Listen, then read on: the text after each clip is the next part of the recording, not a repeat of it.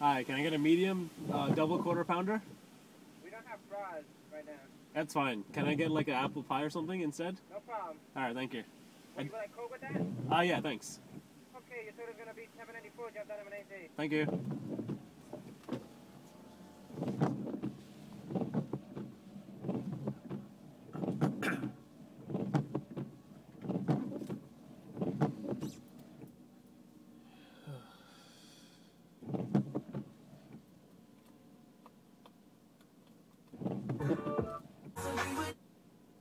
Winds News Time 148. Here's a rundown of the power outages at this hour. LIPA reporting nearly 46,000 customers are without power on Long Island. In New Jersey, PSE&G says 2,100 customers are without power. JCP&L with 34,000 customers, mostly in Middletown Township and Toms River. 3,900 Con Ed customers, mostly in Brooklyn and Queens, without power this afternoon. Connecticut Power and Light, 20,700 customers in Waterbury primarily, and Orange and Rockland has 1,500 customers without power.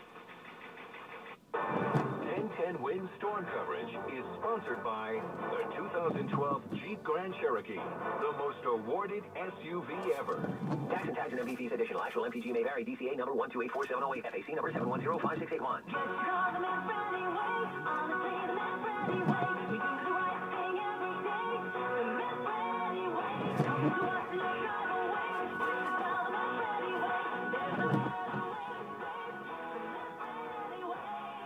For less than $13,000, you can buy a brand new 2013 Chevrolet Spark LS 4-door with manual transmission, anti-lock brakes, gas efficient with 38 highway miles per gallon. Chevrolet is an American revolution. Visit Manfredi Chevrolet today.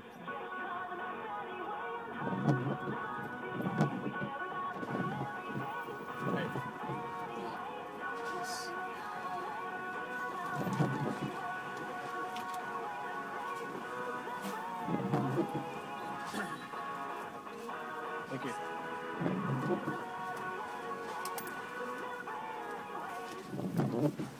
Wind News Time 150. There's already flooding in Battery Park City. An even bigger storm surge is expected during tonight's high tide. 1010 Winds reporter Sonia Rincones there. The storm surge has the raging river rocking the floating ferry terminal here on the western waterfront in Battery Park City. Pam, who lives on higher ground in Tribeca, came to get a look and says it's definitely a bigger deal than Irene. Even then, at the height of the storm, it wasn't this bad. It's pretty ominous. So if you did live here in Battery Park City, would you evacuate? I don't know if I would. I think it'd be smart to evacuate, but I'm not sure if I would actually evacuate. Ray and his family do live here and have elected not to. And they're not convinced all the precautions were necessary. They closed all the subways down. They should have done it maybe like noon today, I think. A little premature. He says they're staying home and watching movies. Sonia Rincon, 10 Wins in Battery Park City. Schools will be closed again tomorrow in New York City and many other communities. You can see the complete list at 1010wins.com. And you know things are serious when Starbucks announces all of its New York City and Long Island locations will remain closed today. They closed late yesterday afternoon to allow employees to get home before transit system shut down. Starbucks in New Jersey and Connecticut will close as needed. Dunkin' Brands followed Starbucks, closing many, if not all, of its New York stores. Winds News Time 1:51. That's time for a traffic update. No transit today, but we do have Matt Ward.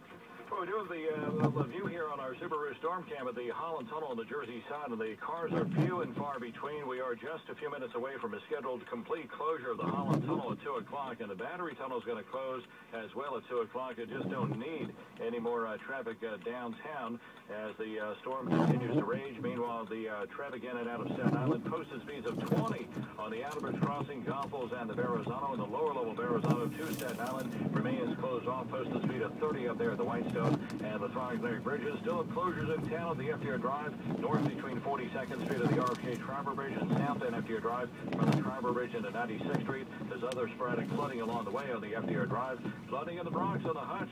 North-end side, Cross Bronx, East Tremont Avenue, and south-end Hutch and Westchester Avenue back into Tremont Avenue. Bronx River Parkway in Westchester is shut down north of the Springbrook up to Westchester County Center. And the Hutchinson Parkway is south-end closure from the Cross County back into East 3rd Street. There's also a left-lane closure of the Sawmill heading north from the Taconic back into Manville Road. And again, as we mentioned, no planes, trains, buses, or ferries. So further notice, if you're in a jam, you can call it in at 877-466-1010. I'm Matt Ward on 1010 Wins. Thinking about grad school? Learn about CUNY's 800-plus master's and doctoral degree programs on November 8th from 3 to 7 p.m. at John Jay College. For information, visit cuny.edu/grad-fair. Winds News Time 152. Now the official 1010 Winds AccuWeather 4-day forecast, sponsored by the 2012 Jeep Grand Cherokee, the most awarded SUV ever. Here's meteorologist Dr. Joe Sobel with a live update. Well, Hurricane Sandy is getting closer and closer to the Jersey Shore now. It looks like, looking at the radar, that it's less than 100 miles to the east of the Jersey Shore and will make landfall probably before 6 p.m. around or just to the south of Atlantic City, and there will be hurricane conditions undoubtedly in that area. We're on the northern fringe, or at least well into the northern part of the storm, and winds and waves and water will be increasing as we go through this afternoon and early this evening. By this evening, we expect winds to be sustained, averaging 40 to 60 miles per hour here, gusting to 60 to 80 miles an hour. There could even be some gusts greater than 80 miles per hour through the very late afternoon and the first part of tonight. And of course, the water rise is what we really are concerned about at the time of high tide and the next high tide between about 7:30 and 9:30 this evening. And at that point, water rises can be in the 6 to 10 foot range. Then, of course, you've got to add on the waves to that. And the waves at the Jersey Shore, the South Shore of Long Island, the west end of Long Island Sound could really be enormous. And we do expect the storm to rearrange the coastline and the record books as we go through this evening and tonight. The wind and rain slowly subsiding tomorrow. Right now, raining, 57 degrees, humidity 93%, northeast wind. We're getting wind gusts pretty frequently now to around 50 miles an hour. Again, it's 57 now, going up to 60 in Midtown. I'm AccuWeather meteorologist Dr. Joe Sobel on New York's weather station, 1010 Winds. Winds News Time 154. Low-lying areas of Long Island's North Shore beginning to experience flooding due to high tides and the early storm surge. Let's get the latest now live with 1010 Winds reporter Mona Rivera. She joins us from Bayville. Well, you can hear this wind, which has been pushing people backwards from Long Island Sound. The waves have breached the seawall here in Bayville, and water has been rushing down Bayville Avenue. Also, flooding has shut down Shore Road.